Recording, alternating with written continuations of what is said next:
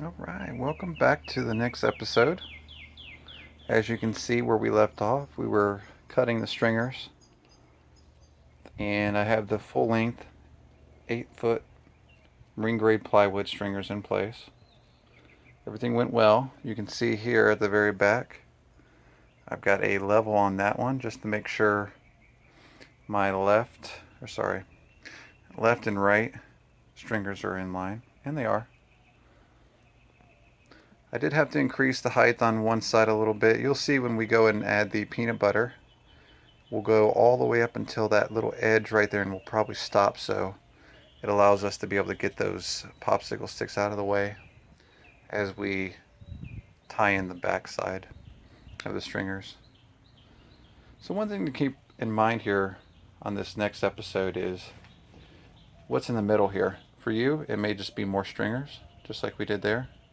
If that's the case, just use your popsicle sticks like I mentioned and just run another one all the way down.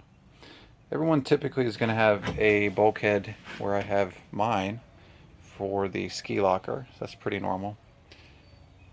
Where mine differs a little bit, and yours may as well, is I have a fuel cell in here.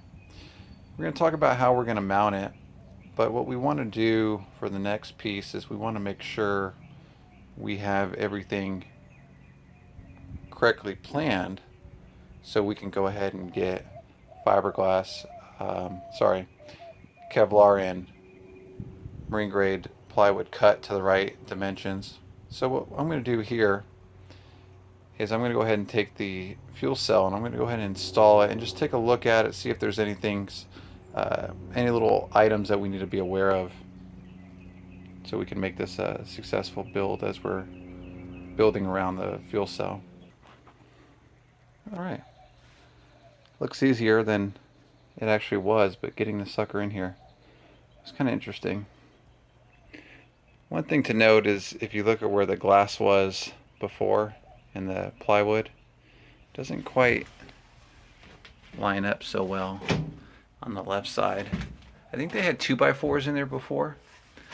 The right side looks like it definitely allowed for a connection directly to like 3/4 inch plywood, which is probably what I'm going to do. So what I did, obviously, is you want to level out your tank. Everywhere else in the boat is level, so it's safe to do that. And I'm actually very, very, very happy that I did this, because otherwise, if I would have kind of put it where it was before, the fuel tank wouldn't have been level. As you're on the boat and you're cruising, I don't think the fuel level would probably ever show up right. It would probably maybe show a little empty or a little full, more so than it really was. So I'm kind of glad we checked that. Just something to keep in mind. Make sure you throw your level on it if you have a fuel cell inside the base of the boat along the hull. So the Coast Guard rule says that you can't actually set the fuel cell right up against the fiberglass. You have to put something underneath it, and we're going to talk about that now so you have an idea what is it that we're going to set between the aluminum gas tank and the fiberglass hull, because you can't have these two together. You have to have it up off the hull a little bit. So basically what that means is you got to have something underneath here.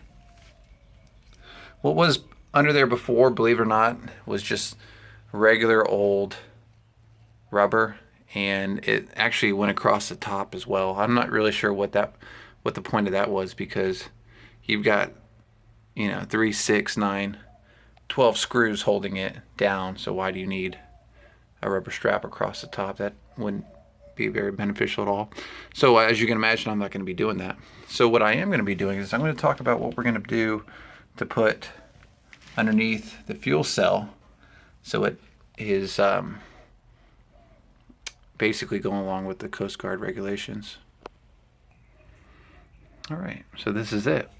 This is looking like rubber, but this is marine grade neoprene. It's rated to be between the fuel tank and the fiberglass. So we're going to cut strips of it from the length on the top all the way to the back here. and we're gonna run strips of it underneath here. It did have rubber before, and it was run this way. The problem with that is we're gonna have to have water be able to be drained from the ski locker down through the bilge area here. So there's gonna be water flowing underneath the fuel tank. So we're gonna run these the opposite direction. We're gonna run it lengthwise, the same length, the same direction as this fuel line here. It's gonna be run from the front to back. Definitely not left to right, because that's gonna impede the water being able to drain underneath. So keep that in mind. These boat builders don't always think when they do things. This is your chance to kind of renovate these boats and make it that much better. So without further ado, I'm gonna go ahead and cut these and lay them out so you can see what I've got going on. All right. You can see here, we've got all three pieces lined up. I do have another little short piece that I'm gonna use just in case I need to level it up a little bit. So I'll have that in place as well. So that's what it looks like.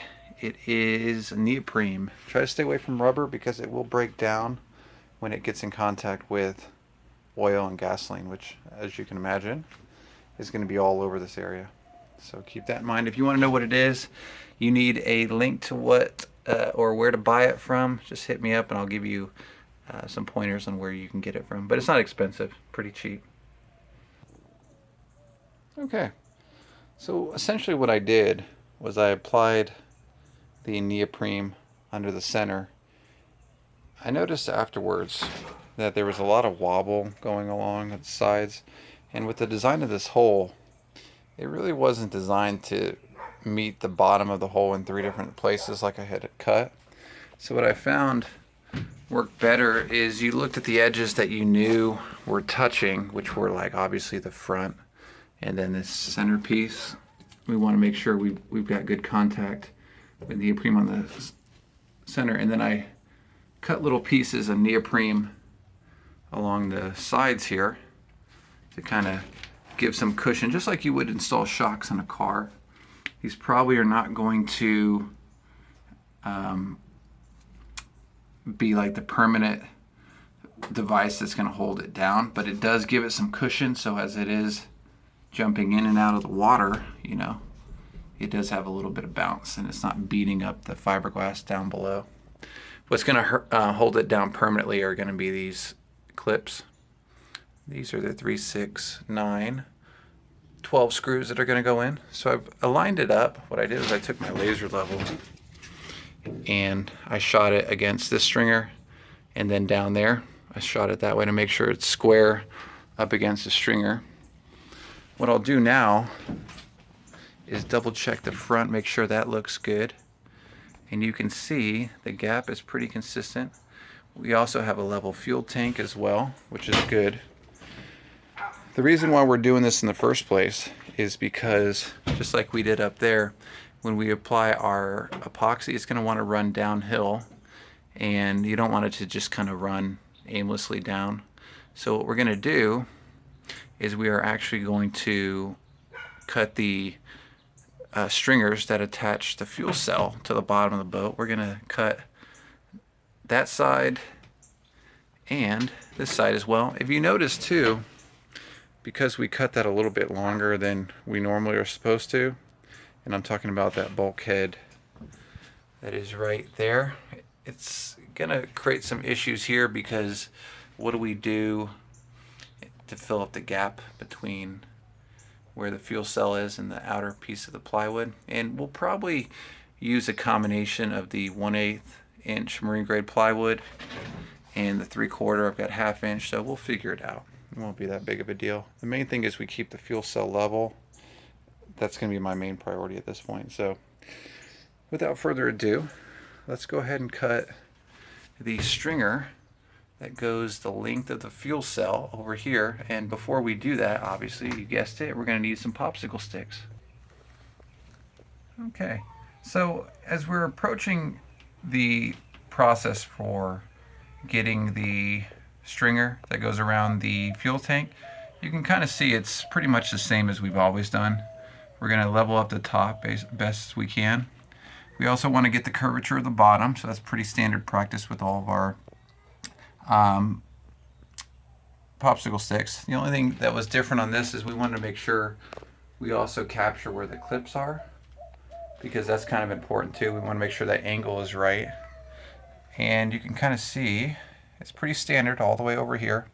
The only thing that gets kind of tricky, which kind of required a little bit of thought, was if you notice this spot right here, this is 4 feet back for where the plywood is going to attach, but it doesn't necessarily mean that's where we're going to run the next bulkhead. You can kind of see where it used to be right here, and I'm more likely going to stay in that same realm, and that's why we drew this black line. And that's off of a square too, by the way. So what I did is I put a square here and made a square mark, and then this is signaling this is where the stringer ends.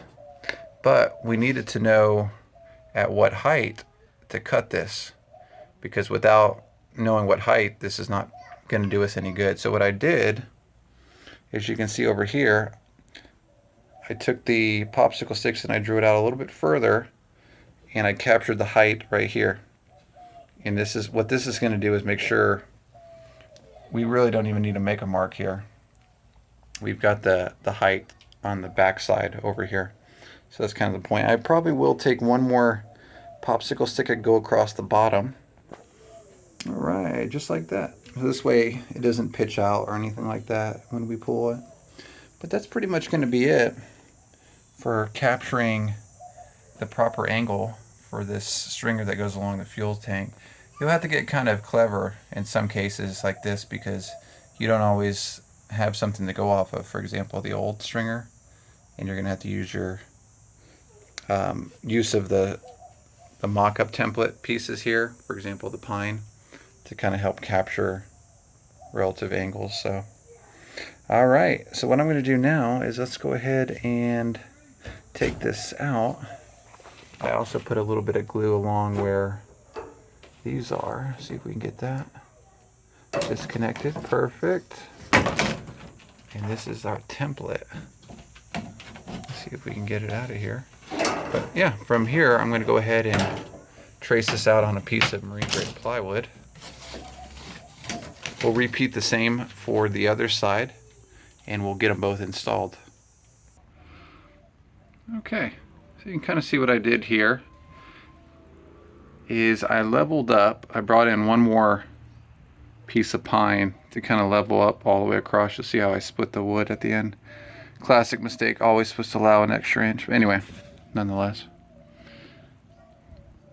the reason I did this is I want to make sure that those stringers, even the ones that encase the fuel cell, are level, because there's this huge gap in here. There's not going to be really any flooring for the center of this boat, which, as you can imagine, this is pretty like center place of the boat, so there's not going to be a lot of structure to kind of hold that floor up. So there's going to be a lot of flex in here. What that means is we want to make sure these stringers are as flat as possible, so we are doing everything we can to make sure we don't crack this 1/2-inch plywood in the center. Just something to think about. We can't put any braces in the middle either, because the aluminum isn't set up for that. You'll notice the end piece right there, we're going to end up snipping that off. Same thing on the other side. We're going to make it nice and clean. We'll drill some holes, make it look good. But that's pretty much going to do it for this episode. You can see we got the fuel tank in temporarily as we're measuring its dimensions so we can get this secured. Coming right along as we complete the stringers. I believe after we get the fuel tank in case, we'll probably pause and start working on the engine mounts and engine braces, so we can actually work on, you know, getting the motor mounted properly and aligned right. Hope you like this series so far. Subscribe if you're not already. Just click on that little picture of me riding in the boat. That's me, and that's how you subscribe. Like the video if you thought it was helpful. As always, leave some comments if you need any help with anything, and we'll catch you in the next episode. Have a good one, everybody.